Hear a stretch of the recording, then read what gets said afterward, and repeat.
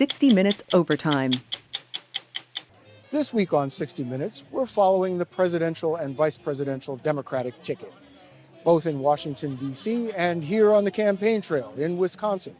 We spoke with Vice President Kamala Harris and with vice presidential hopeful Minnesota Governor Tim Walz.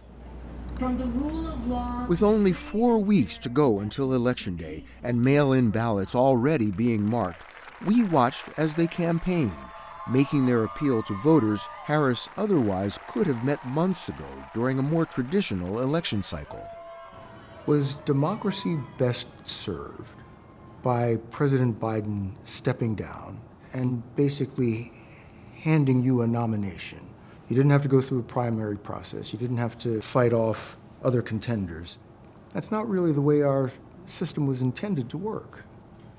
President Biden made a decision that I think history is going to show is rare among leaders, which was to put country before self. And I am proud to have earned the support of the vast majority of delegates and to have been elected the Democratic nominee. I am proud to have received the endorsement of leaders around this country from every background and walk of life to fight in this election over the next month for our democracy. But I think this truncated process is why people think or say they don't really know who you are. Look, I've been in this race for 70 days. It is without any question a short period of time, which is why I'm traveling around our country, from one state to the next to the next. It is my responsibility to earn the vote, and I'm going to work to do that. 3/4 of the American voters, or likely voters, say that they are concerned about the possibility of election-related violence. And with 2 assassination attempts against former President Trump, the country seems near a boiling point. What can you do, what should you do to lower the temperature? Well, first let's start with those attempts, assassination attempts on the former president. I was deeply disturbed, shocked, and shaken, frankly.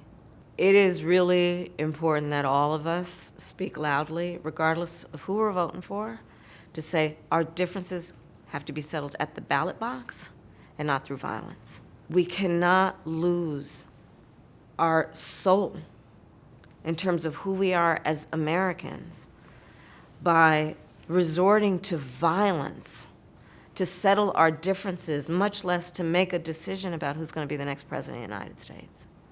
Let's hit on some foreign policy. Which foreign country do you consider to be our greatest adversary?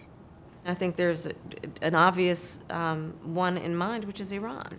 Iran has American blood on their hands, okay? This attack on Israel, 200 ballistic missiles.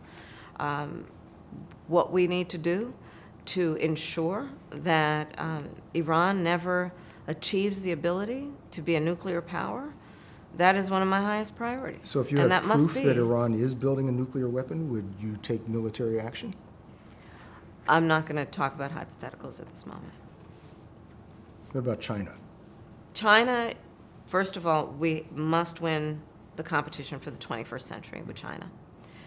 We must be able to compete and win.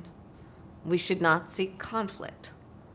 But we have to understand that there are parameters in which we must operate that include ensuring, for example, that we protect American business interests. So say if China attacks Taiwan, would we use military force to support Taiwan? Bill, I'm not going to get into hypotheticals, but listen, we need to make sure that we maintain a one China policy, but that includes supporting Taiwan's ability to defend itself, including what we need to do to ensure the freedom of the Taiwan Strait. We need to make sure we have open lines of communication with China, in particular, military to military.